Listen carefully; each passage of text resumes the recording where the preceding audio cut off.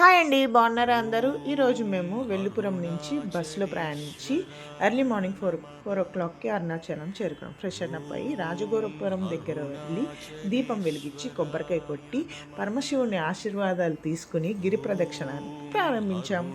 అరుణాచలం అనేది కేవలం ఒక కొండ కాదండి, స్వయంగా శివుని అగ్నిలింగం రూపంలో వెలిసిన పుణ్యక్షేత్రం.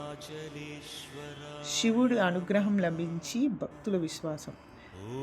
ప్రతి అడుగు ఓం నమ శివాయ నామంతో వేసి సాగిన మా యాత్ర నిజంగా మరుపురాని అనుభూతి.